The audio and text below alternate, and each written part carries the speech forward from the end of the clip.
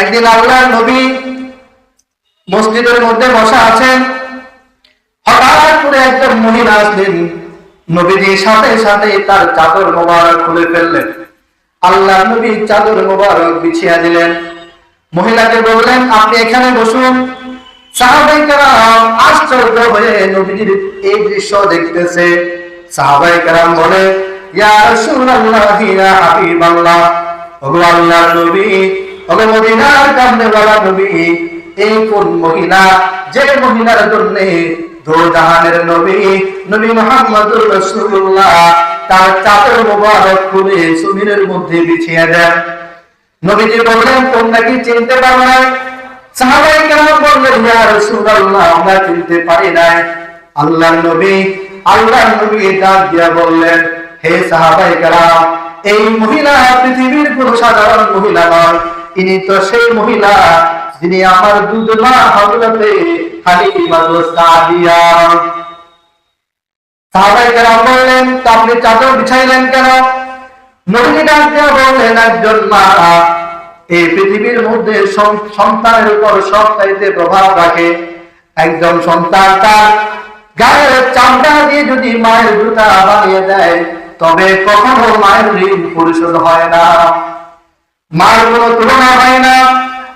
وَقَضَى رَبُّكَ أَلَّا تَعْبُدُوا إِلَّا إِيَّاهُ وَبِالْوَالِدَيْنِ إِحْسَانًا। মায়ের কোনো তুলনা হয় না, মায়ের আনুগত্য করতে হয়। নবীজি হযরত হালিমাতুস সাদিয়াকে ডাক দিয়া বললেন, আম্মা জান, আপনি এই বিছানার মধ্যে বসে পড়ুন। হালিমাতুস সাদিয়া আল্লাহর নবীকে ডাক দিয়া বললেন, ইয়া রাসূলুল্লাহ, ইয়া হাবিবাল্লাহ, আপনার সাথে আমার কথা আছে। আপনি 2 বছর পর্যন্ত আমার দুধ পান করেছেন। ওগো আল্লাহর নবী, ওগো বিশ্ব নবীজি, আপনি সব সময় আমার ডান স্তনের দুধ পান করেছেন, কখনো বাম স্তনের দুধ পান করেন নাই। কেন গো নবী, কেন গো আল্লাহর হাবিব, একটু আমাকে জানায়া দেন। আল্লাহর নবী ডাক দিয়া বললেন, আম্মা জান, আপনি কি জানেন না আমি এই পৃথিবীর নবী? শুধু নবী নয়, সব নবীদের নবী।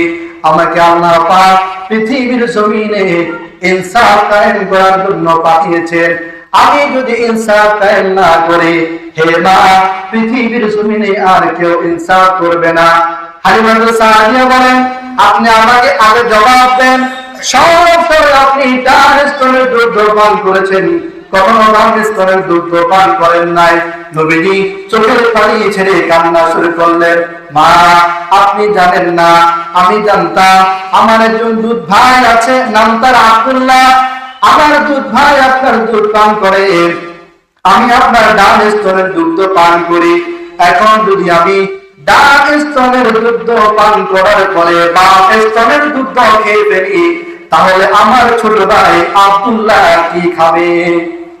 আমি ইনসাফ করি। মুহতারাম হাজিরিন, আযান দিয়ে দিয়েছে। তাহলে আমরা আলোচনা আগেই গুছিয়ে রাখলাম।